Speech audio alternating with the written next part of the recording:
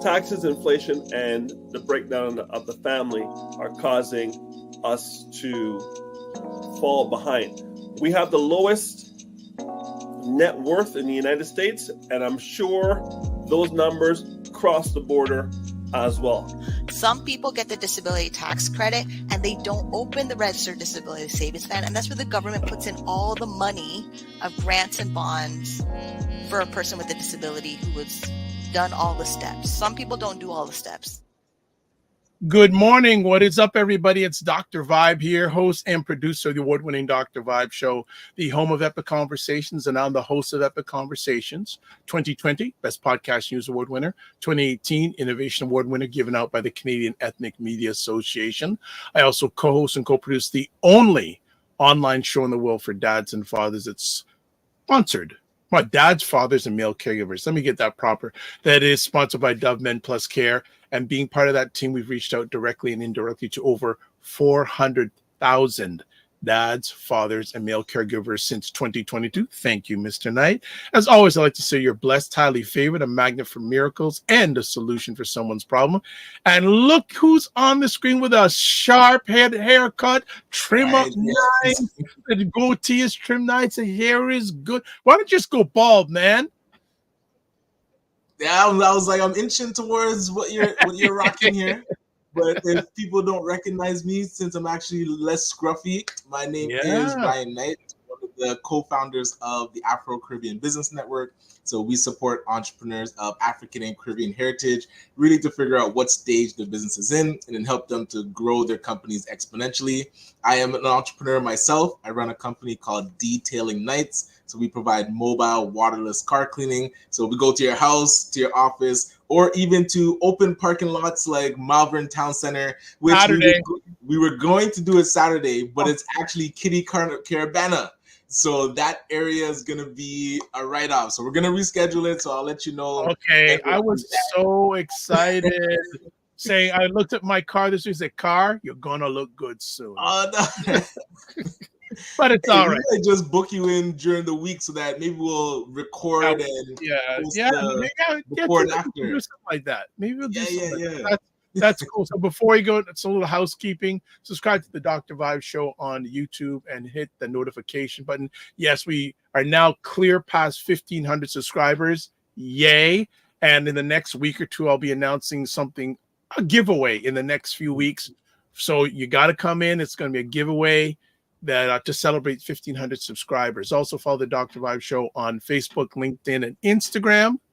Also, make sure if you want to advertise your business product or service on the platform, please feel free to email me, dr.vibe@thedrbeshow.com.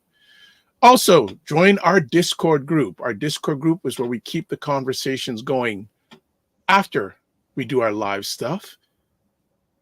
Check out replays of this and other great content that I'm part of on Indie Soup Media TV, which is an independent content creators platform. It was created about 4 or 5 months ago by our dear friend Dr. Tachi, based out of Fort Lauderdale, Florida. So my face is on there about 3 or 4 times a week, and so is Ryan's twice a week. So go check that out. And amazing, I also sit on the advisory board. So I provide content, also sit in the advisory board, and now they're up to over 15,000 YouTube subscribers in 5 months, which is amazing. Also, coming up on this Monday show, I'm going to have fun pronouncing this name, Arianola Olawaporoku. I tried. She's the I think you'd get good marks. That's on yes. I think so. So she's an arts and cultural producer. And for Harborfront Center, and they're going to be having something called Island Soul, which is happening starting next weekend at Harborfront. So she is going to be on the platform this Monday. So yeah, this is good. So let's do some catch up in the comment section. Fitness IQ, morning, good stuff. Good and she goes, watcha, Ryan is back. Yes. And looking clean, eh? I'm looking clean. He's looking clean. And JJ Mars from Colorado. What's happening? Hope you are fine and safe. What are your thoughts on the just finished Republican convention that happened in the United States? I don't know if you have any thoughts on that, Ryan. Also, good morning, Roger Dundas. Wonderful to see Roger Dundas, him and Camille. Power by blacks.com. Number one, Black Canadian online magazine. Number one. So, Ryan, what's been going on in your world? Well, to touch on the Republican convention quickly, one thing that you can't do, and Republicans are trying to do this, is you can't have it both ways. You can't be lecturing people about how serious the assassination attempt was, and then everybody's using it as a gimmick. Trump's out there with this bandage, with bandage now. It's like, was it a cult? A cult. But yeah, well, no, you know what's actually interesting? It's like it's gonna rally people. Yeah. Interesting enough, there were pictures taken of him after the assassination attempt. He had no ear bandage.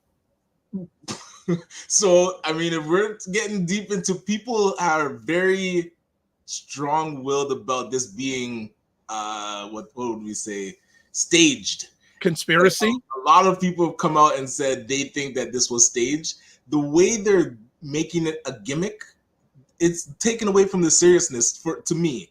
Like, they are playing it up as if it was a skit, and I don't think that bodes well to them trying to take this serious and show people like, hey, let's stop all the negative rhetoric, stop the Hitler talk. And, like, okay, if you're going to lecture everybody about not demonizing the man, then when a bad thing happens, be serious about it. It's like now it's a joke. Like, they're making it the joke, which is wild to me. Like, people in the audience turning this into, I don't know if people are selling bandages yet that say make no but there I didn't watch much of it but I saw pictures and there were people sitting in the audience with bandages over their ear. But that's what I'm saying. It's like they're turning it into a joke.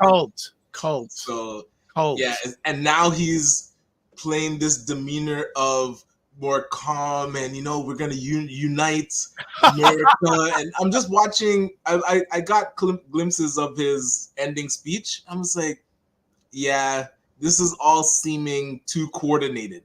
So, well, like the bandage thing. When I saw people in the audience with bandages on there, I go, "Is this a convention or is this a cult?" And I losing its seriousness to me. And both parties I have real serious concerns about, both of them. Mm-hmm. But I'm just going I was going, where, all right, you're bandaged. And I think someone's already told me that, well, I don't know if it's true or not. He already has another line of shoes on sale. Oh boy. With bullet holes in them? No, with his raised fist. Oh, see, I'm telling you, they're turning it into a gimmick. I was watching some stuff online yesterday. That's nothing new because Dwight Eisenhower, they show pictures of him, and a lot of American politicians refer back to how great a leader he is. Right. There's pictures of him with his raised fist in the air. So it's not a unique thing. Right, exactly. And it's actually funny you mentioned about Hitler. A lot of people have noted that one of the books that 45 has read is Mein Kampf, book by Hitler. His own running mate called him Hitler back in the day. What are we talking about? This is not a democratic thing. This is a cult. The way it's unfortunate. There's an old song by a group by Living Color. It was an amazing black rock band, and one of their great songs is called "Cult of Personality." Okay. You might have to pull that up. Yep. Blacked out. Good morning. JJ Mars says, to be honest, I really didn't watch a GOP circus. Okay. Black Tech Capital. Good morning, Black Tech Capital. Good morning. Good morning. Hope you both are fine. What's going to be interesting is what the Democratic convention is going to look like. Well, I mean, Biden is struggling. I mean, the way it's internal, and Roland Martin keeps saying about this, it's either you're with the man or keep quiet. Don't do the internal infighting. George Clooney's coming out. Oh, he needs to step down.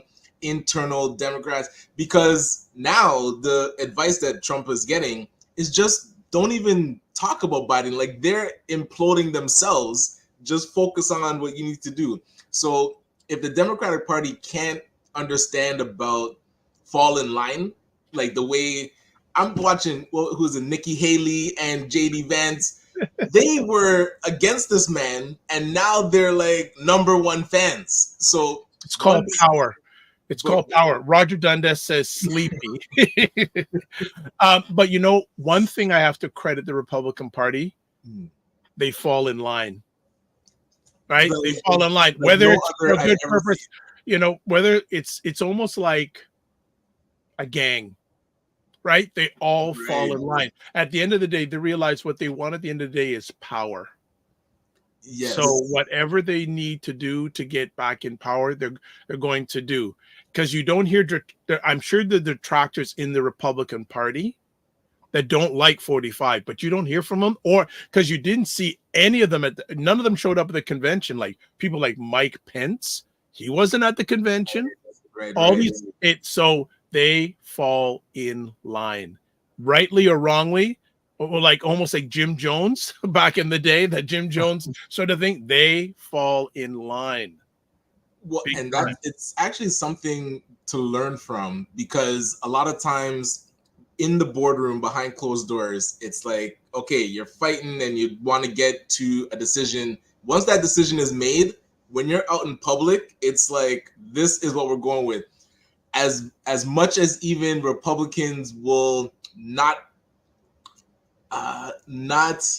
appreciate Trump's rhetoric and style, they know that now this is probably their best chance. And I mean, he's selected, so it's their real only chance to now get back in power. So if they want that power, like you said, but then do you sell out to anything? Like, is anything power, right? Power. Just to get that power, it's Power. like, oh, well, we'll sell out to this and not power.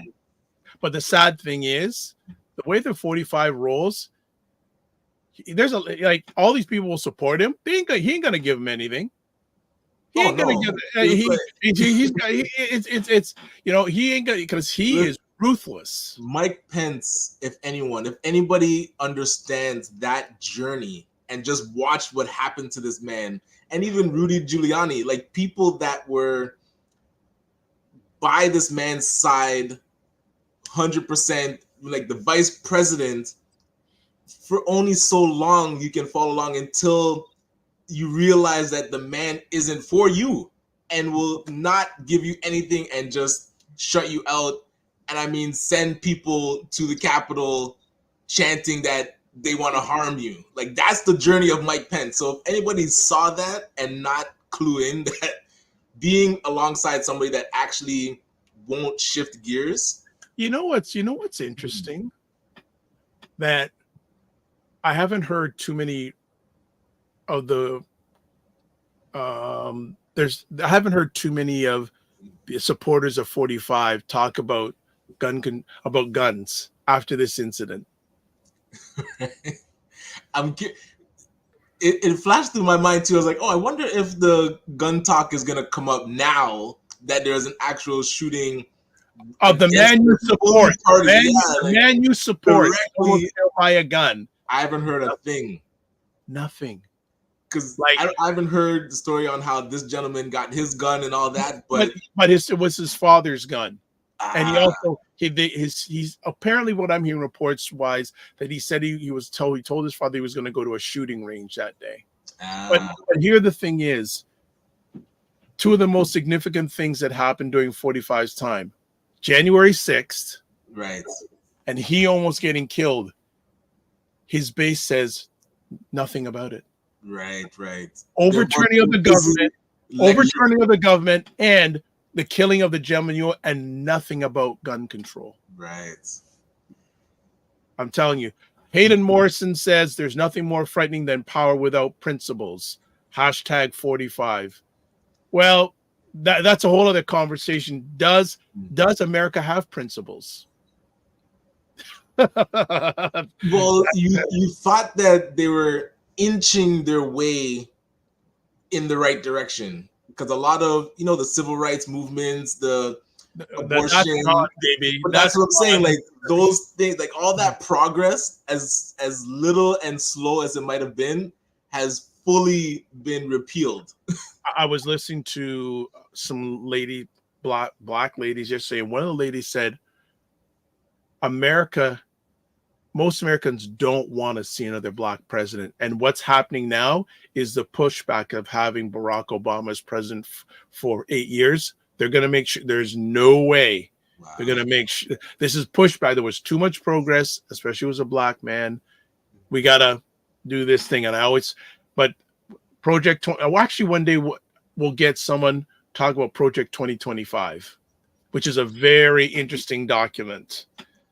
Definitely. We'll leave it at that. We could have went longer, but we have a new friend joining us this morning. And funny enough, just before we went live, her and Ryan know each other. What? I'm going, and she goes, "Did you go to?" And I go, "Okay." So, good morning, Frequency Event Promotion says, "Greetings, everyone and all. Good morning, Frequency Event Promotion. You're keeping quiet these days. What's been going on with you? You've been keeping quiet, but I know there's always good. Wasn't there an event coming up, or did it pass? Yes, that's a good question. He can tell us in the comment section. So, family, we're going to go on break for about a minute and a half, and we're going to bring our brand new friend up, and you need to hear what she has to say, because she is an SBW, not SWV, SB, a smart black woman. So we'll have her up in about a minute and a half. Hello, everybody. My name is Paige. I am a marketing consultant and the host of More Than a Mom, the podcast. I am here at the Soundwave Summit, and I had the pleasure of speaking with Dr. Vibe, and the gems he dropped were unmatched. An accidental conversation really changed my whole plan. And if I had him 3 years ago when I started my consulting career, it would have made a major change. The biggest thing that I learned that I'm taking with me is understanding that I do not have a show, I have a solution. And I think that's something that's not talked about enough. Another thing that really adjusted my mindset was the power of positive language. I was telling him about some of my problems are asking for help. I'm always pouring into other people, but it's hard, and it's a problem that I can't get that same thing in return. And he said, it's not a problem. It's something that, what did you say? Not a problem. You said, oh, it's a challenge. It's something that's a challenge for me. And that simple adjustment of language, I went away to lunch and I called 4 people and I'm like, hey friends, we need to change our energy. We need to change our outlook. We are solution-driven people. We do not need to do things the way society tells us to do things. This checklist that we feel like we need to fall under, this 10-minute conversation we had, it changed up everything. So I'm so thankful for the gems. I feel like I'm going to go back and make a whole new to-do list that's based on how I need to do things, a different way of looking at things, and I'm just so thankful. So thank you, Dr. Vibe. Thank you. I received that. That's a good thing. That's a good thing. So, one more comment we got. Okay. Frequency Event Promotion says postponed our event sensation until summer 2025. Okay. Thank you for the update. That is absolutely fantastic. All right. We always like to, and he says, hashtag, it's good to be quiet. Just means we are brainstorming. All right. Receive that. Receive that. Well, we have a new friend on the Morning Vibe. Well, new friend to y'all. I know her a little bit now, and sees that Ryan knew her a long time ago, which is wild. So let me just bring it up. Who we have, show you on our screen today. We have Angelina Williams. Currently, she's an executive officer of Skylar Projects. She brings extensive hospitality industry expertise, marked by a commitment to impeccable guest experiences. Through her Skylar Projects, she's collaborated with numerous Toronto boutique hotels, restaurants, and food and beverage brands. She most recently spearheaded vendor relations and menu design at TIFF, Bell Lighthouse, Varda Cafe. If you are in the area, be sure to stop by and try Angelina's custom design cocktail the Rosalie Royale, which is known as being the most popular cocktail on the menu. She's a proud first generation. So let me get that right. She's a proud first generation Canadian of Jamaican heritage. And she has a passion for the world of food and beverage that extends far beyond glamorous dining rooms. Granddaughter of a farmer from the Blue Mountain. Yes. Upper St. Andrew, it is natural she would venture into agriculture later in her career with a community-centric ethos. Her extensive involvement in Toronto spans 2 decades, championing visibility and access for more marginalized communities through partnerships with organizations like the Drake Black Community Council, Women in Crypto, How She Hustles, and others, including her role as past chair of the Harry Jerome Awards with the Toronto Black Business and Professional Association. Well, Canada Black Business and Professional Association. So we have her today, and we are very excited to have her today. Good morning. Good morning. How are you? Good day. Great. I'm wonderful. Good stuff. How are you? Well, I'm excited to have you sharing with us today, but I want to know, how do you know this guy in the corner beside me? I think Ryan's about a year older than me, but we went to high school together. Yeah. Yes. So St. Thomas Aquinas, yeah, I'm really Cardinals. proud to see what he's doing. I've been watching him Okay. from afar and loving what he's doing. Okay. How long has it been? Have you seen each other since that high school time? Like physically? I don't think so. I don't think I've seen you since. Maybe in passing, but not to sit and have tea or anything like that. And that's going on 25 years? I graduated 2000. No, Ryan. Okay. Ryan, your mother don't teach you right. Hey, listen, it's on my Facebook. People can see it. No. But I'm talking about, okay, maybe your mother's different than mine. She said, son, never discuss 2 things with a lady, age and weight. So I don't know, but I just leave it be. But really good to have you on this morning. Excited to have you on. Before we get into our main conversation, can you give a little bit more background other than the wonderful bio that I shared with our audience? A little bit more about yourself before we get into the conversation today. Yeah, you've touched on some key parts about my career. I am a mother of a wonderful Carleton University student. Great things. Yeah. Sky Williams. So look out for her. She's really my, I guess you say, greatest accomplishment with the help of God and our community. Yeah.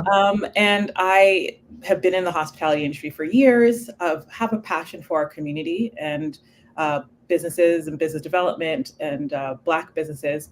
And most recently, I've made a bit of a shift. It's not a complete deviation, but a bit of a shift into agriculture. So I do have a large farm in the township of Clearview, and we're getting ready to do some really amazing stuff with agritech. We have a research and development facility just west of the city where we've grown papayas and bananas and. Okay, when's the invitation? Like I told There needs to be a tour. This is amazing. But see, I told her before we went live. People know I don't cross Yonge Street in Toronto unless it's for a purpose. So now I have a reason to pass Yonge Street. The passport is ready, Angelina. I want the Yeah, so we're doing a lot of things because I think the big concern, and we had the flood a couple days ago. The big concern that people aren't talking about is food insecurity and the dependency that we have on the systems or the infrastructure that's in place. A lot of people don't go to farmers markets or don't have access to farmers markets, don't have access to local farms. If it's not in the grocery store, they don't get it. Right. And so the pandemic really highlighted that. So the focus on finding out ways that we can provide sustainable, affordable produce for Canadians, for people in the city, for people in rural areas is really important. And I think agri-technology is leaps and bounds to provide solutions to some of those problems. So that's kind of where my heart is right now. Still working with my hotel partners, but my heart really is in dealing with the challenges of food insecurity. It's interesting. Again, we have to have even some more offline conversations because I have a family friend that has owned since the late 1960s. He has 100 acres of farmland in Orono. Gotcha. So he may be a good person to chat with. He was with the Toronto Police Force for about 30 plus years. And we went to his a little bit of a story, not too long, but about 2 or 3 years ago, him and his wife celebrated their 50th wedding anniversary. Wow. And my dad was the master of ceremonies at their wedding, and they asked him to be master of ceremonies at their 50th anniversary. That's awesome. But he lives in Toronto 3 or 4 days a week. He goes out to the farm first thing in the morning, does work on his farm, and comes back. Wow. That's it again, farmers are really, they once were, and I think they can be again, and will be again, really the backbone in the center of our communities, right? Because if you're not providing essential services and goods and needs for the community, then so that's kind of my focus, is to really draw some attention and some eyes to this cause. Nice. And I'd love to hear a bit about the journey. One, your journey to Brampton. Curious if you were born there or moved there, and then what got you into hospitality? Okay, well, I don't know when my family ended up in Brampton. I was a small child Gotcha. when that happened. So I don't know if we were always there or, but I was really, really small when we landed in Brampton. I don't live in Brampton anymore, but still in the West End. And how I got into hospitality. I have a degree in marketing, and I was one of the unfortunate few to graduate during the recession. Yeah. And so a mentor of mine suggested there was an opportunity to work as a corporate sales manager for a hotel. I had the personality, I guess, and the know-how, and I became really successful at it. I really loved providing great service and experiences for people.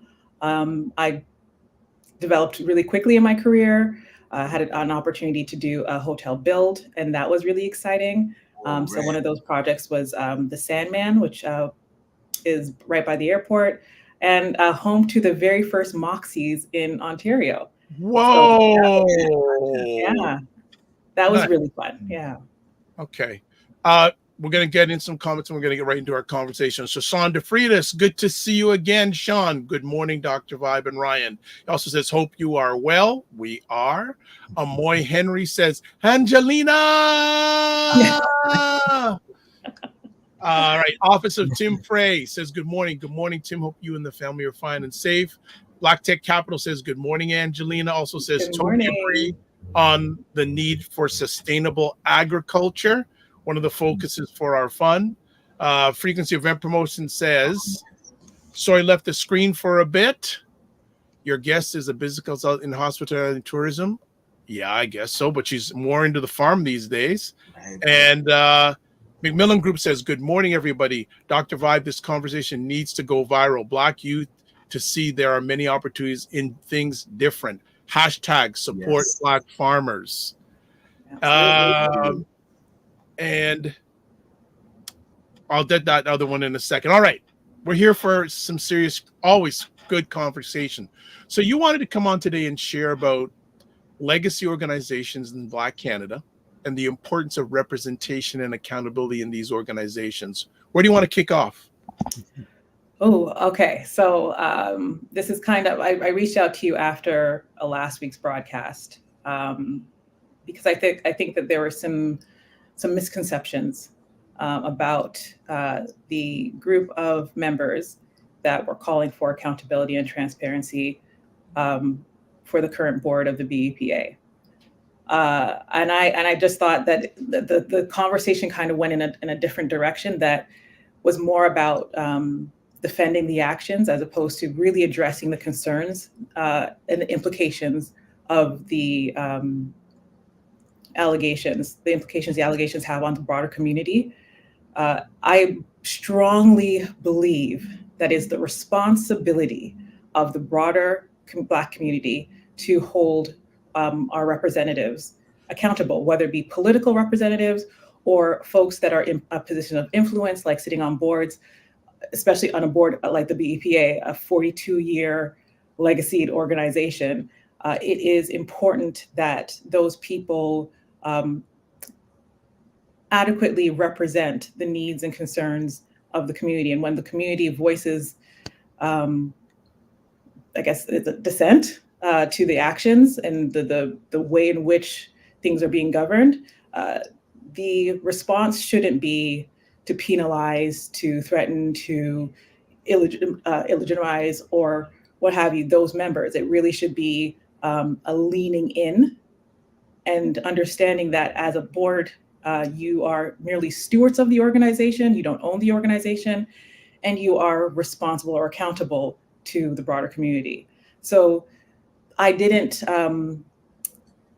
the guests that were on last week,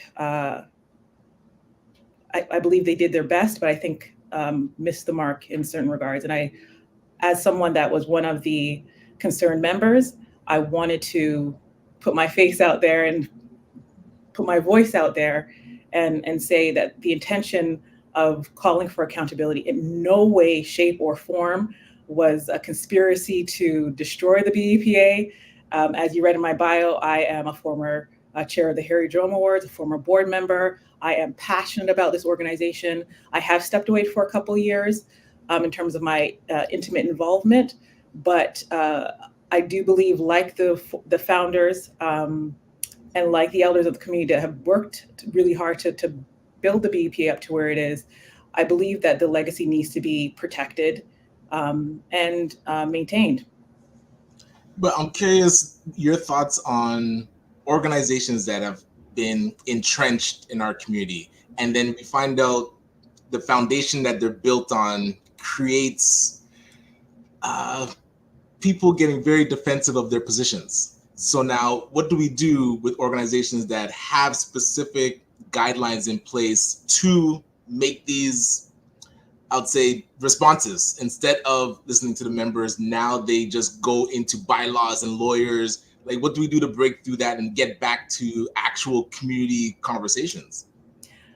Yeah, the going into the bylaws and lawyers, I understand why that was the response publicly, because the alleged misappropriation of funds is a real concern, right? There's an era of potentially a criminal element to it, right? And of course, they have to investigate and determine whether or not that's the case. But the funds were sent to who they were sent to. There is no ifs, ands, or buts about that. It shows it on their financials. But I think the implications of these decisions being made, it holds the board liable, I guess is probably the best term to use. So I think that there's a lot of fear around that. But I don't believe that anybody affiliated with me or associated with me, our last desire is to have the organization crumble. However, if this organization cannot stand up to questions and scrutiny, then really should it have the type of power that it does, right? So if we are saying that the BEPA, which I believe is a relevant and necessary organization, it might have kind of lost its way a little bit over the last few years, but if we're saying that this organization is valid, it should be able to stand up to its members questioning the governance, right? So I'm disappointed that it became less about, hey, we realized there was a misstep here. We got to figure out how this happened, why it happened, and how to make sure it never happens again. And the initial response was, yeah, we did it. Yeah, we paid this person this money because we allegedly were in a crunch for time to find a suitable Black marketing firm in Toronto. You know, there's no shortage of Black marketing firms in Toronto, right? And so the suggestion from the former, I don't know if the Ross Kadacher is former chair or it's the chair that has stepped aside. I don't know what right, he was and then he stepped down. Right. Even the language around that, right? Stepped down, stepped aside during the investigation, as opposed to, listen, you sent correspondence out to the membership that really negatively impacted the reputation of the BEPA, right? You said that we spent almost $500,000 in 1 year in related party transactions to one firm that for someone that's already making close to $250,000, if not more, salary a year, where I don't know many Black people that make $250,000 annually as their salary, right? So the kind of flippant and dismissive way that the former chair responded to the member concern, I think is what really fired myself and a few others up and said, hey, no, this is not appropriate at all. There was no humility, there was no contrition, it was very, we did this because this person had worked for us for free for some years and we felt that we owed them this money. I'm going to tell you, there are literal hundreds of Black Canadians that have given their time, resources, and energy to the BEPA because it is a volunteer board. It is a charity, right? You don't later get to say, we've done this work, so now that there's money flowing, we want half of it to come to our pockets, right? Like, that's just not how it works, especially when this is during a time that we are coming out of a recession. We're in the midst of a recession, and we're coming out of the pandemic where so many businesses were closed and could have used that money, even a fraction of that money to keep their doors open.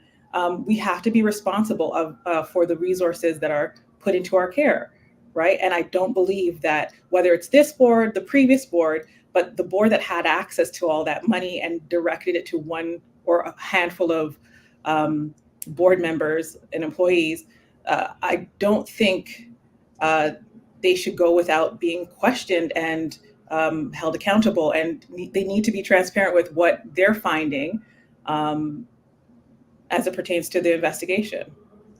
I was curious, you mentioned that you used to be the chair of the Harry Jerome Awards. Do you remember how much it cost to put on that award show? That number has fluctuated over the years. The real cost of the Harry Jerome Awards is really, if I'm being completely transparent, is really unknown, unfortunately. I will say that it cost a lot. It cost almost too much to give 14 awards, to give awards to 14 people, right? And it doesn't generate enough money for the organization, right? So often it ends in a loss, or you're lucky if it breaks even, right? On the financials for 2023, the BEPA showed that they spent over $500,000 on the awards. Okay. $500,000 for an award ceremony for a charity that has to go back every year to its funders, sponsors, with looking for money, right? Like it doesn't seem like that's very responsible. That does not seem like good stewardship of the resources that the organization has. $500,000 for an award show in this day and age, where folks are, losing everything due to, high interest rates, or a lack of jobs, and so on and so forth. So the Harry Jerome Awards cost a lot, cost too much, and I think we should reevaluate whether or not the organization puts its money there. Just want to put up a comment from Amoy Henry saying, everyone loves and believes in the BBPA. The BBPA deserves protection, growth, and investment. The issue is not the BBPA. The issue are bad actors. The BBPA deserves to thrive. Absolutely. And this is actually when I spoke to CBC, I think it was maybe their second feature story. That was my focus. The BEPA is bigger than any one of the boards, any one of the board members, any one of its employees. It's bigger than any of them, right? And so when Dr. Damjali had the letter out to the board a few weeks ago, expressing his disappointment with the way things were done and suggesting that they resign, I think it's mainly because he understands that the BBPA will live long beyond the terms of any of its existing board members, right? And it needs to live long beyond its existing board members, right? So my focus was to say that the BBPA is valid, it's important, it's necessary. We should not throw the baby out with the bathwater. I think that the community should rally and have their voices be heard. And I say this phrase, take back their things, right? It is the responsibility, the BPA is the responsibility of the broader community, Black business community. There's a lot of conversations happening online or at kitchen tables about, this is wrong and this happened and, this person is this way and that person is this way and all these conspiracy theories. One of your guests last week suggested that this was a coordinated attack that started brewing, a year ago. You read my bio. I talked about the work I'm doing. I have zero time, energy, or desire to develop a plan to take down the BEPA. That serves no one, right? That serves no one. Just also want to add, sorry to interrupt, that Angelina did appear. She mentioned about appearing in a CBC article. So I've actually put up the section that she appeared in the article. If you want, I can put it in the comments. If you want, you can read the whole article. It goes back a bit, but that's only going to happen if you ask in the comments. Absolutely. I folks again are probably like, who is this woman and why is she on the screen and why is she talking about this stuff? But I'm passionate about the Black community and Black businesses, right? And the tricky thing about this is this situation causes harm beyond the BEPA. Yes. Right. And I'm just going to speak candidly. When this massive fund was announced by the federal government, I know myself included, a lot of Black business owners rolled their eyes. They're like, yeah, we're not going to see any of that. That's not going to happen. We're not going to actually receive any, benefit of that, right? Now, some people did, but I think the situation with seeing this money come into the BEPA and then nearly 1.5 to almost $2 million going to just a select few that work for the BEPA, that kind of feeds into the idea, that someone's always going to intercept the resources that are set out to help the Black community. Your previous guest talked about, well, why go to the media about this? And I kind of wrote down a couple of things that I want to talk about, but I want to set the record straight in terms of the timeline, right? The AGM happened. A member voiced their concerns about the financials directly to the board. The chair at the time responded to the member and then sent out this member letter to the larger member base. The member that brought the concerns pretty much said, yeah, that's not going to cut it. And immediately after, 200 members were removed from the member roll. Okay. Right? Now, does that seem like a group that's looking to have conversations, be held accountable, have an exchange, right? To delete people's memberships. And in the letter saying it was an accident, but also it was a technical glitch or issue, but also their memberships weren't valid because their memberships were free, right? But you're welcome to re-sign up and then shut down the member portal so members cannot sign up, right? So that doesn't seem like a response from individuals that want to have a conversation or want to be held accountable, right? So the idea of then, why go to the media? Why not have a conversation with us? There was attempts made to have that conversation. And I guarantee you, we would not be here right now if we hadn't gone to the media. And what I mean by that is that we would not be having this discussion. People wouldn't be calling for accountability. People wouldn't know that this money was taken if we didn't go to the media. And going to a Black media outlet like By Blacks, that's within the community, right? We talk about, the Trump election and, even the current political situation here in our country. And we forget that the media is a tool for the people to hold powers accountable, right? And so there was no desire to destroy the BEPA. The desire was to hold people accountable and say, hey, listen, we're here. We're not going to go away. You're not going to, push us aside. We're not going to sweep this under the rug. That's $1.5 million.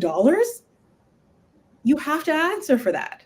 You have to, right? And so I don't like the characterization that if we didn't go to the media, then somehow this would have been dealt with in-house. It wouldn't have been, I guarantee you, because this had been going on for a number of years. The financials show this uptick in a spend for a number of years, and no one said anything. Do you think it's too late to have that community conversation? Can the BBPA call a members meeting, or is there an announcement that a members meeting is happening anytime soon? So it's so interesting that you mentioned that. I did meet with the one of the board members of the BEPA earlier this week to collect the members list, because it is the rights of the member base to meet together to discuss matters that concern the organization. So there will be some correspondence coming out in the next week or a few days, calling for a meeting for the members to talk about where do we see the BEPA going, right? How can we restore the credibility of the organization? And again, I say this because it's the responsibility of the members, right? The board is elected as representatives of the membership, but it's the responsibility of the member base to make sure that this organization lives up to our expectations. Is my name on there? Did my membership get canceled? Let me I'll let you know. know. You'll get an email from me in the next couple days, then you'll know whether or not. Okay.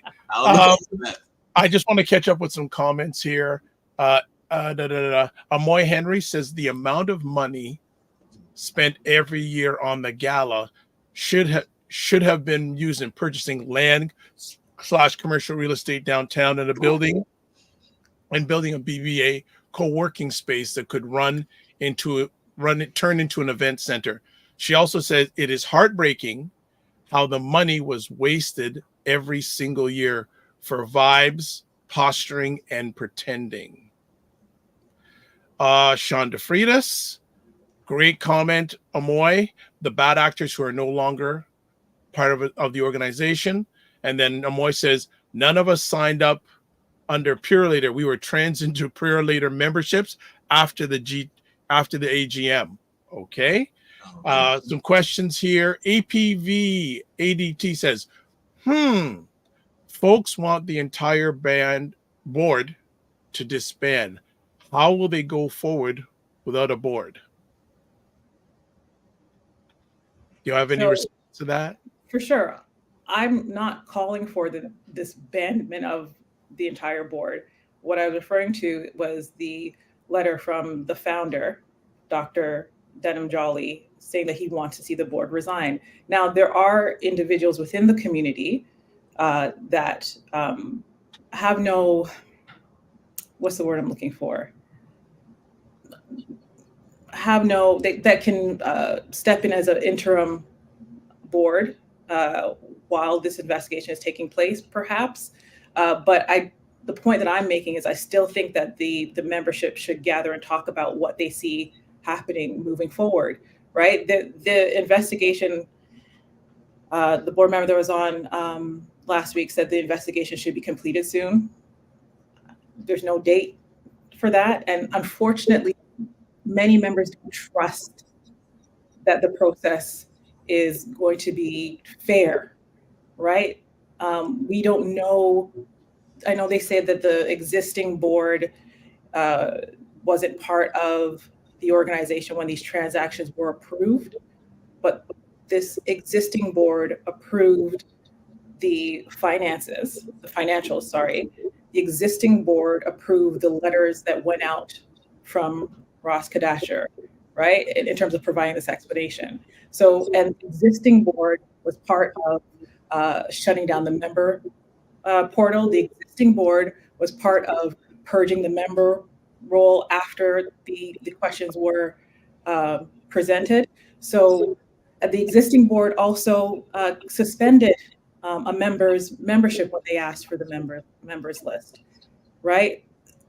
So you could say, okay, they might not have been involved in approving the transactions, but how they responded to the concerns from the membership is damning, right? And you what they say, it's not the crime, it's the cover up, right? So it's that's how it looks. It looks like how do you trust a board that is not engaging in conversation, right? So that's and now I'm not saying again that the existing board, the 6 members that were there were involved in receiving any funds or anything like that. But I think the response to the concerns was very problematic, and I think it harmed. Okay. IPVADT has another question. I don't know. Do we do the same to white women? Do we question do we question the salary of white women the same way we scrutinize the salary of a black woman? So I just want to say this. I find it really irritating when we're having conversations about things that are happening in the Black community, we turn to say, what are white people doing? I don't know about any of you guys. White people are not my moral standard, right? I do not care what white people are doing if it doesn't impact me and my community and my family, right? We're having a conversation about what's happening within the Black community, right? I also am not questioning how much money Nadine was paid as for her salary. Obviously, the board or somebody approved that salary. The question is about the $1.5 million in accumulated related party funds that were paid to companies and affiliated companies of the board and employees. That's the conversation we're having, right? People say, well, this stuff happens in white organizations. So I'm not white, and the BEPA is not a white organization, right? We also don't have a lot in our community. I don't understand why people are not kind of connecting that. We do not have a lot in our community by way of funding for our nonprofits, right? So if I'm a billionaire and I lose $1.5 million, that's not as impactful. But if all we have is $4 or $5 million within the organization, and almost half of it goes to people that work for the organization, while there's actually employees also that are not, frontline staff will be here, that are not bringing in that kind of salary or getting those kind of benefits. We have to ask what's going on, right? And how can we make sure that we right the ship? Okay. All right. Amoy Henry says, Angelina, will board produce a copy of the AGM meeting? People have asked for this video. BBPA staff who we cannot name out of protection advised that the former chair had the video deleted. Do you know anything about that? No. That would be absolutely horrible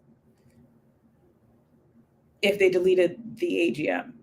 I know that that was brought up during last week's conversation, and they said they would look into it. The AGM recordings for previous years is on the website. I don't know, and if that recording was deleted, what more can we say? That wasn't, the recording was deleted by, a previous board, right? If the recording was deleted, that happened this year, that happened in March, right? That, what's the response from your viewer that said this board had nothing to do with it? Mm-hmm. And again, this conversation is definitely needed. We should include all organizations in some sort of community consultation to see how we hold each other accountable. I do apologize. Yeah, you got to jump. I jumped in early, so I do have to run, but we'll definitely follow up and look out. I'll look out for the email as a BBPA member and be part of the conversation. Okay. Angelina. Take care, Ryan. We'll see you. All right. Well, let's continue on. And I want to ask, I also want to be cognizant of your time. How much time do you have? Because I know you got free this morning. Yeah, we're here. Received. All right. Good stuff.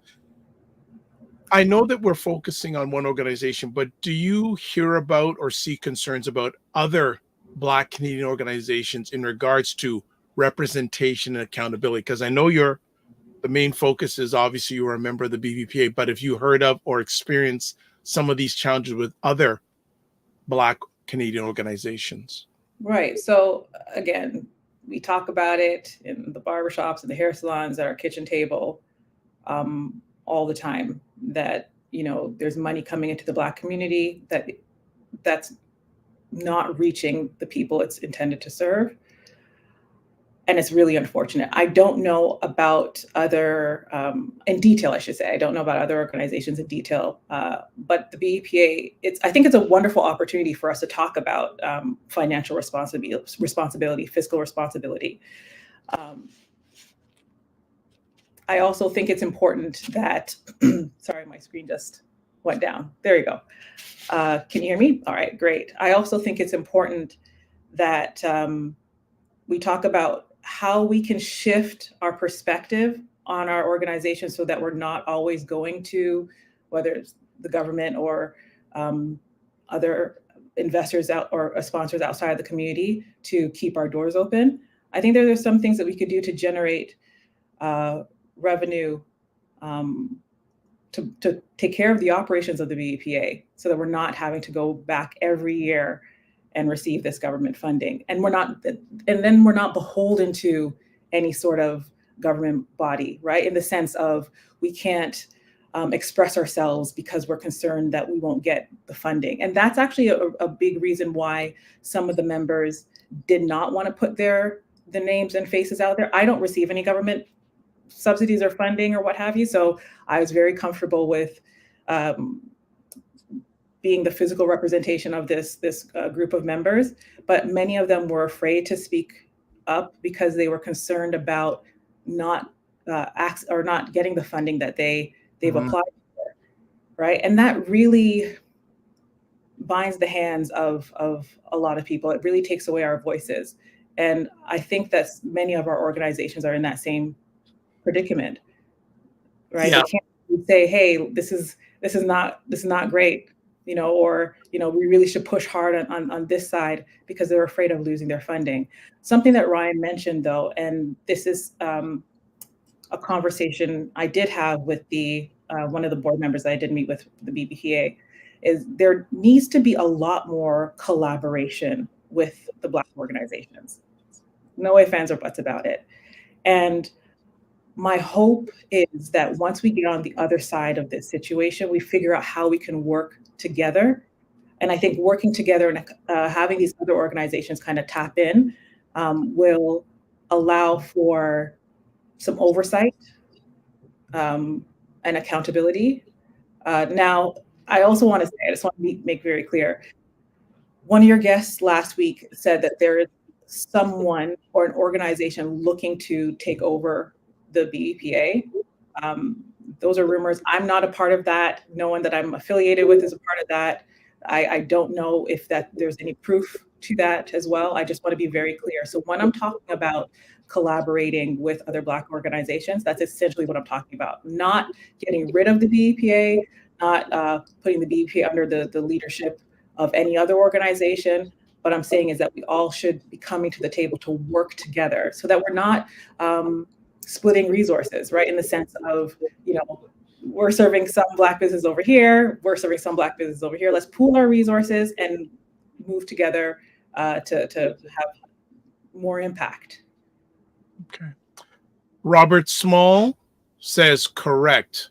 We need to set our own standards to conjure up, quote, what ifs, unquote. Responding to membership concerns is the lowest of the standards to be met. Right. Yeah, that agreed with that point 100%. What are some of the things that have concerned you over the last few months? I think what concerned me, and there's two things, and it kind of broke my heart a little bit. Prior to going on the CBC, I called a couple people within the community that are a bit older than I am to say, hey, this is happening. What can we do to save our organization? How can we rally to save our organization? Because this can be taken any which way. And I understand the board member who was on, Brian. Brian, I do understand his concern about, this takedown and how people can use this opportunity to say that, Black organizations are irresponsible and they don't deserve funding. But I think it's important that we show our community that we have integrity and we're holding our organizations accountable. And that's actually why we should continue to receive the support that we do, that we're governing ourselves and holding ourselves accountable and don't require an outside body to come in and fix the VPA. I was disappointed that some folks in the community responded by saying, again, well, the white organizations are doing it. Someone actually also said to me, Angelina, you're being used to take down another Black woman. Wow. And I found that to be very insulting. I think when there are bad actors in our community, right, when there are people that are doing actions that harm our community, then they should be pulled up on it, right? That phrase, to be our brother or sister's keeper, is not to be the keeper of their secrets, right? It's to call them up, hold them accountable. And I guarantee you, if we did not have these conversations with BIBLACs or CBC, there would be no accountability there. Because as I understand it, this is not something new, right? So I was really disappointed that people characterized my passion and desire to protect and the integrity of the BEPA, protect the legacy of the founders of the BEPA as some sort of way to tear down any one individual. Because the reality is the organization is bigger than any one individual or any one board of any particular time. And additionally, the concern I had was with other people of other Black organizations saying, this is going to put us all under scrutiny, right? And I think it's more going to say, get your house in order, right? So did any of those organizations approach you or communicate with you? They have. Wow. Okay. They have. So it's not about, they're trying to take down Black organizations. No, I think Black people deserve more. If you're going to say you're representing us, then represent us, right? So, this member group sounding the alarm is a wonderful opportunity. It's a wonderful opportunity to check the pulse of the community, to, see what gaps are there, to make sure that if you are running a Black organization, that you are following the law, right? But also, I think there's a lot of conversations that have taken place, again, online and offline, about the relevancy of the BEPA, whether or not the BEPA is still relevant, whether or not people feel connected to the BEPA, whether or not people even understand what the BEPA is supposed to do beyond the Harry Jerome Awards. It's a great opportunity to hit reset, right? How can BEPA actually serve its community? Are we engaging with people to figure out what exactly they need in a meaningful way? Or is it, hey, we're putting on all these programs and there's like a half a dozen people that attend the program, and now you're saying this program cost us $300,000 to produce. Okay. Amoy Henry says, also, I'm curious, why did they delete the membership portal in April? That I don't think anyone has answered that one. If it's a membership-based organization, I'm trying to understand that. Do you have any feedback on that? I don't. I asked the board member that I met with, and they said that I believe that might be part of what they're looking into. The letter that their frequently asked questions said it was an error or a glitch. Okay. I mean, if you want to believe that. Okay. Black Tech Capital says, let's be clear. The comment about an organization taking over the BBPA was in response to a question. It absolutely is not our focus. Next comment, Black Tech Capital says, our focus is investigating the allegations as asked by the members. That is the primary focus, and then being transparent about the process and the findings. So this Black Tech Capital is actually Brian Duarte, who's part of the BBA board, who was on a week ago from today. So he is responding to some comments that have been made in the comment section. Amoy says, it's literally a cop-out, and asking people to be accountable is not anti-Black, it is pro-Black. I agree. And it's not popular. Okay, here's the reality. The BEPA is a very influential organization, right? The board members have a lot of power and authority, but based on how their constitution is constructed, they are influential people within the community, right? And many of them sit on other boards as well. So the idea to kind of voice dissent in terms of how it's being governed and how things are being operated, people are afraid to do that. It makes people are vulnerable to backlash, intimidation, retaliation. Now, I'm not saying that the remaining 6 board members did anything to anyone. I'm not saying that, but I do know that there is offline conversations that have happened, I've witnessed, and I've had myself, where, people have lost opportunities because of this, because of voicing their concern, right? I know people that have removed posts on Facebook because, people slid into their DMs and were really aggressive with them about it.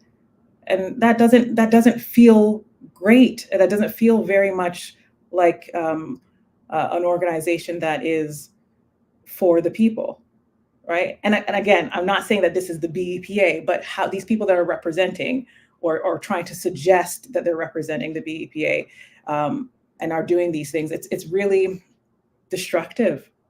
We should be able to voice our opinion and our concern.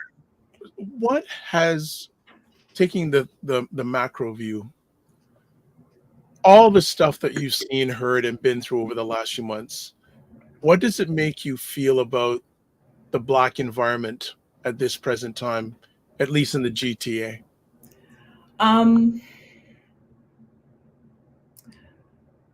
When all this happened, when all this kind of stuff came to light, I was like, it's 2024, right? The year of accountability. Like, everybody is getting exposed. I think that I'm hopeful. I believe that we are stronger than any single controversy. I'm hopeful that, like I said, we could hit reset and create something bigger and better that really is focused on serving the community instead of pageantry. I think that folks are having a conversation about an organization, frankly, that many people forgot about, right? And this is an opportunity for the board, future boards, to design something that's a little bit more connected to the needs of the community presently, right? I am hopeful that out of this, we'll get better service, right? And more collaboration with other organizations. The organization will show up for people. Now, this is not to say that the BEPA hasn't done so in the past, but I'm speaking about what we can do for the future. I trust that the community will show up and say, hey, this is our things, right? This belongs to us. Let's use it for the purpose in which it was created and designed. I did speak to Denham Jolly at great lengths about his initial vision for the organization. And again, this is not Angelina jumping in to take over anything, but I have a vested interest in seeing this organization do really, really well. You know, I just want the community, the member base, to be more active. The board historically has been a volunteer board. Some would say it's a thankless job. It's a lot of work. It's a lot of work. It's not easy, right? And I don't think that there is enough governance, literacy training within our community. So there were grave missteps. I'm not damning the existing board, but I do feel that the community should show up more for the organization if we want it to be anything, right? Again, it's a volunteer board, a lot of work. And typically how it works is that there's, 20% of the board members are doing all the work. It's exhausting. And so it's a great opportunity for, like I said, the public and the members to get more involved. So hopefully they will open the membership portal again, and we can get more people, experienced people, passionate people with some vision, get them involved in the organization and take it to where it needs to go. Okay, some more comments here. Hayden Morrison says, I agree with much of what Angelina is saying. It's refreshing. I don't know that hers is the majority opinion. I'm hoping it is.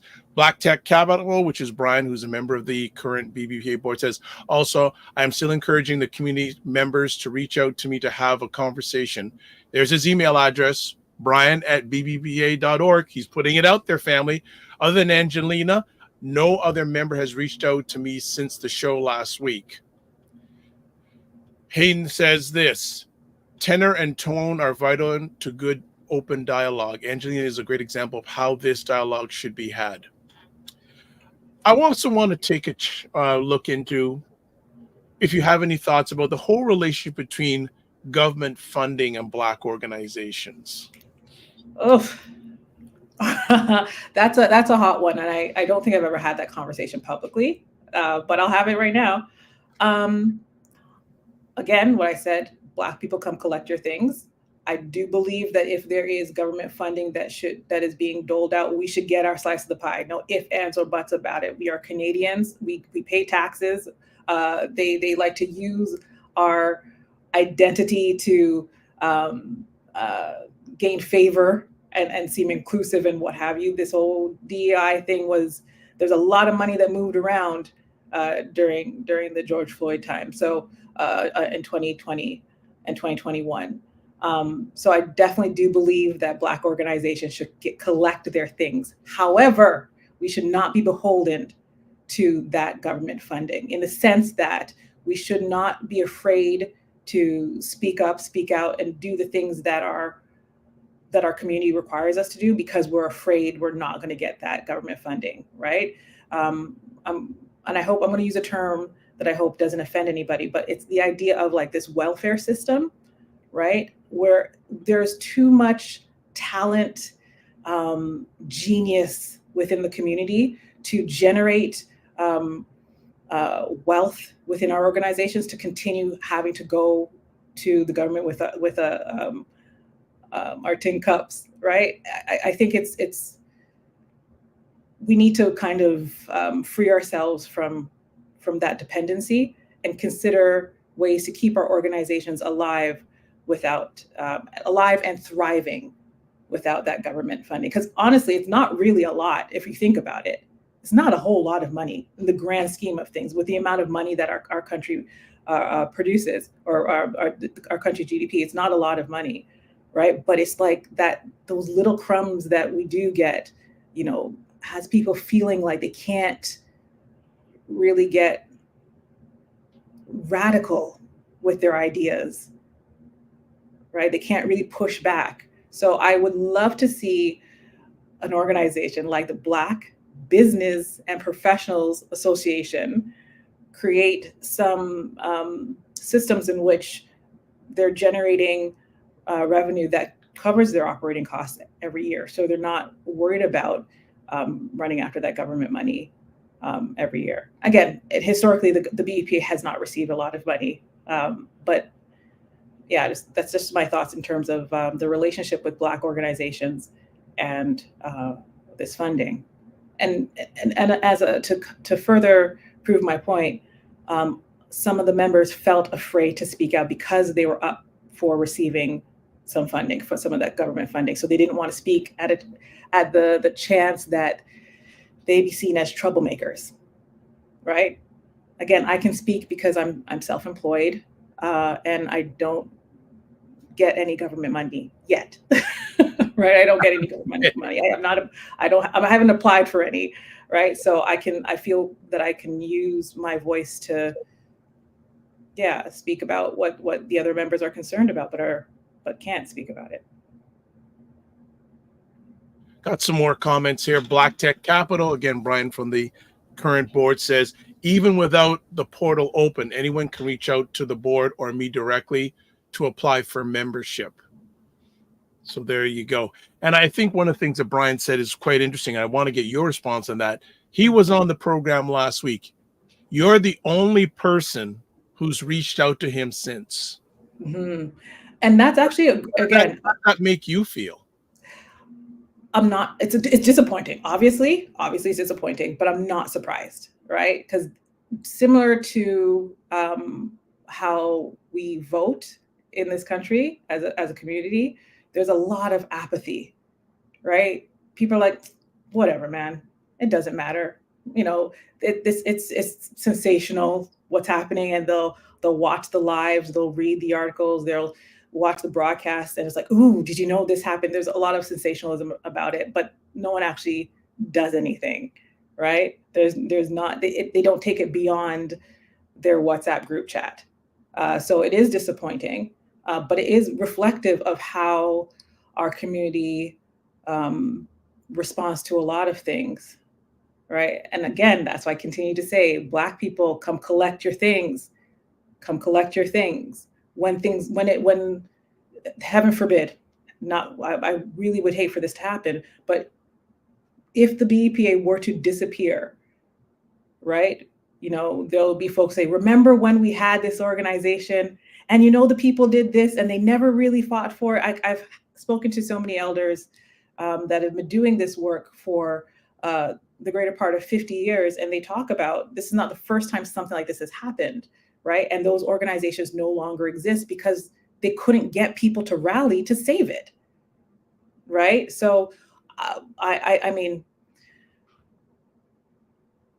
there are several hundred in good standing registered members right now. That's a decent member base. If even 20% of those members really use their voices to show up, to get involved. And I know it's so difficult because everyone is working, around the clock, and they have the responsibility of their family and so on. But for people that have businesses and want to see the BEPA actually do the work that they need them to do, they need to show up, right?